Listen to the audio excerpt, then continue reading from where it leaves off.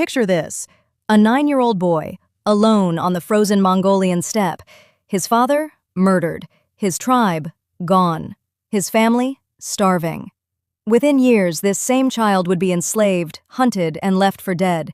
And yet, by 1206, every warrior on the Mongol steppe knelt before him. But here's what they don't tell you in history class. Genghis Khan didn't conquer through birthright or prophecy. He shouldn't have survived past childhood. Everything about the steppe's ancient rules said he was finished. So how did a boy with nothing, no army, no allies, no noble blood, become the man who would reshape the entire world? The answer will shock you, because this isn't a story about conquest. This is a story about the most dangerous kind of leader, one who has absolutely nothing left to lose. This is the story of Temujin, the abandoned child who broke every rule and became Genghis Khan. When Temujin entered the world, his tiny fist was clenched around something terrifying, a clot of blood. To the Mongol shamans, this meant one thing: this child would either save his people or drown them in blood. Guess which one they were right about. His father, Yasuge, was a minor chieftain, respected but not powerful. And in the brutal world of the Mongolian steppe, not powerful meant vulnerable. Then came the day that changed everything. Temujin was 9 years old when his father rode to negotiate his marriage to a girl named Börte. On the way home, Yasuge stopped to share a meal with strangers. Those strangers were Tatars, his sworn enemies. They recognized him. They poisoned him. When Temujin rushed home, he found his father dying, convulsing, unable to speak. Within days, Yasuge was dead. And here's where it gets worse. The boy expected his father's clan to protect his family. Instead, they abandoned them. Think about that. In a world where winter temperatures drop to minus 40 degrees Fahrenheit, where wolves hunt in packs, where survival means tribal protection, Temujin's mother, Hulun, her children, and Temujin were simply left behind. No horses, no livestock, no weapons, just a woman and her children against the endless steppe. They ate wild onions, rodents, fish from frozen rivers. They became scavengers in a land that killed the weak. But hunger does something to people. Temujin's half-brother, Börte, started hoarding food, asserting dominance. In a tribe, even a broken one, there can only be one alpha. So Temujin made a choice that would haunt him and define him. He murdered Börte, hunted him down with his brother Kasar, and shot him with arrows. His mother was horrified. "You're destroying your own family!" But Temujin had learned the steppe's cruelest lesson. Leadership isn't inherited, it's taken, and he would never forget it. But the steppe doesn't forget either. As Temujin grew into his teens, rival clans saw not a leader, but a threat that needed to be eliminated before he became dangerous. The Taichud clan, old enemies of his father, came for him. They captured him and did something designed to break his spirit completely. They locked a kangi around his neck, a heavy wooden collar that made it impossible to feed yourself, to lie down, to escape. For days, maybe weeks, he was paraded from camp to camp. A living example: this is what happens when you rise above your station. Most men would have been broken. Temujin was studying. He noticed something crucial. Not every guard hated him. One guard, watching this teenage boy refuse to beg or cry, was impressed. And one night, during a feast when the guards were drunk, that guard loosened the collar just enough. Temujin ran. But where do you run on an open plain? He dove into a river, submerged himself completely, breathing through river reeds while search parties passed overhead. For hours, he stayed underwater, cold, suffocating, invisible. When he finally emerged, he found shelter with a family who risked everything to hide him. They weren't family. They weren't even his tribe. But they were loyal. And in that freezing river, Temujin discovered something that would change world history. Loyalty could be stronger than blood. Competence could matter more than nobility. The old rules could be rewritten. That guard who helped him, never forgotten. That family who sheltered him, rewarded beyond measure. Temujin was building something new, a mental database of who could be trusted, who had honor, who deserved power. The aristocrats had thrown him away, so he would build an empire with everyone they had thrown away. Every superhero origin story has a best friend who becomes the villain. For Temujin, that was Jamukha. When they were young men, they performed the sacred Onda ceremony, blood-brotherhood. They exchanged gifts, shared horses, swore oaths under the eternal sky. They were supposed to be brothers forever, but they had opposite visions for the future. Jamukha was aristocracy incarnate, handsome, charismatic, from a noble bloodline. He believed the steppe should be ruled by the right families, the ancient lineages. Temujin believed in something revolutionary, meritocracy. He promoted based on talent, loyalty, courage, not bloodline. At first, everyone flocked to Jamukha. He had the prestige, the pedigree, the polish. Temujin's camp, filled with the rejects, the nobodies, the broken. Men with nothing but their skills and their hunger. Then came the kidnapping. Temujin's wife, Börte, the girl his father had died arranging a marriage to, was stolen by the Merkit tribe in a revenge raid. This wasn't just personal. In Steppe culture, this was total humiliation. A man who couldn't protect his wife had no honor, no future. Temujin faced a choice: accept the loss and fade into obscurity, or do something impossible. Here's what makes this moment brilliant. Temujin couldn't rescue Börte alone.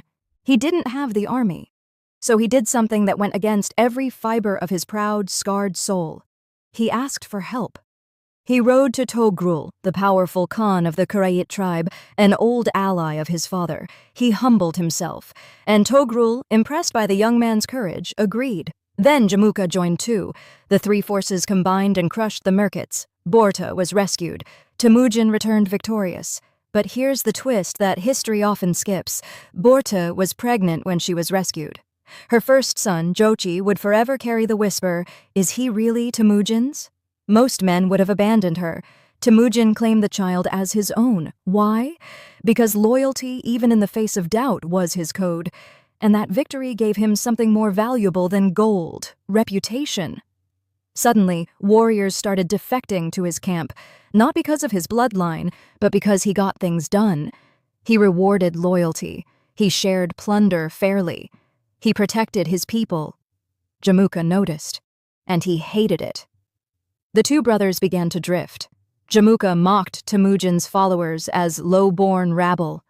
Temujin promoted a former slave to general. The steppe was watching and choosing sides. One day, during a move between camps, the two leaders made opposite decisions about where to settle. It was the smallest thing, but it split the Mongol world in half. The aristocrats followed Jamukha. The hungry, the ambitious, the desperate followed Temujin. The steppe civil war had begun. From roughly 1195 to 1204, the Mongolian steppe became hell on earth. It wasn't one war. It was a dozen simultaneous conflicts. Temujin versus Jamukha. Temujin versus the Tatars, who killed his father. Temujin versus the Naiman. Temujin versus Togrul, yes, his former ally. Everyone was fighting everyone, and Temujin was losing. Multiple times he was nearly killed. His camps were raided, his horses stolen. At one point, he was down to just 19 loyal followers. 19. That's not an army. That's a doomed camping trip. Any rational person would have surrendered. But Temujin had been abandoned before, enslaved before, left for dead before, and he'd survived every time. So he adapted. He stopped fighting like a traditional Mongol warrior and started fighting like a revolutionary. Here's what he did that changed warfare forever. 1. The decimal system. He reorganized his army into units of 10, 100, and 1,000. But here's the genius. He mixed tribes together. Your squad of 10 wasn't your cousins. It was men from different clans. This destroyed the old tribal loyalties that had kept the Mongols divided for centuries. Suddenly, your loyalty was to your unit, not your bloodline. 2. Meritocracy on steroids. A shepherd who showed talent could become a general. A former enemy who pledged loyalty could command thousands. Jamukha's followers noticed, and slowly, quietly, they started defecting. 3. Brutally fair justice. When some of Jamukha's own men betrayed him and delivered him to Temujin, everyone expected Temujin to reward them. He executed them instead. His message was clear. I value loyalty. Traitors are useful once, but never trusted. Then he turned to Jamukha, his childhood brother, now his prisoner. Jamukha asked for an honorable death, execution without spilling blood, as befitted nobility. Temujin granted it. Some say his back was broken, others say he was rolled in a carpet and trampled. Either way, Jamukha, the aristocratic dream of the old Mongol order, was dead. And with him died the old way of doing things. 4. Strategic annihilation. The Tatars, the tribe that poisoned his father. Temujin didn't just defeat them. He ordered every male taller than a wagon axle executed. Complete, total erasure. It was genocide as strategy. Horrifying, but it sent an unmistakable message. Surrender or be erased from history. One by one the tribes fell, not because Temujin had the biggest army, but because his enemies couldn't unite against a man who offered fairness, wealth, and order. The Onon River, the same place he was born. Now, the greatest warriors of the Mongol steppe gathered for a kurultai, a great council. For the first time in recorded history, the Mongols were united. Not through blood, not through tradition, through choice. They raised a white banner, the spirit banner, and proclaimed Temujin by a new name, Chinggis Khan, universal ruler, better known in the West as Genghis Khan. But this wasn't just a coronation, this was a complete restructuring of society. Genghis Khan didn't just conquer, he codified. He created the yasa, a legal code that made killing a messenger a capital crime, enabling communication across vast distances, punished theft brutally, making the Silk Road safer than it had ever been, promoted based on merit, not birth, creating history's first true meritocracy. Granted religious freedom, unheard of in that era. He turned warriors into soldiers. He turned tribes into a nation. He turned chaos into order. And here's what's terrifying. By 1206, he controlled a united Mongolia. Just Mongolia. The Jin dynasty in China, unaware. The Khwarezmian Empire in Persia, untouched. The kingdoms of Europe didn't even know he existed. They would. The boy who was left to starve had become the Khan who unified the steppe, but unifying Mongolia wasn't the end of his story. It was barely the beginning. To the south lay the Jin dynasty, the empire that had manipulated and weakened the Mongol tribes for generations. To the west lay the Silk Road, wealth beyond imagining. To the east and west, kingdoms and empires who had never heard the name Genghis Khan. They were about to. The steppe had forged him through. Starvation, slavery, betrayal, war. Every hardship had taught him something. Every scar had made him sharper. Now, the world would learn what happens when you abandon a child to die, and he survives. Next episode, Genghis Khan Unleashed, when the Jin dynasty made the worst mistake in history. Subscribe to see how a unified Mongolia became the largest land empire in history, and it started with one disastrous insult.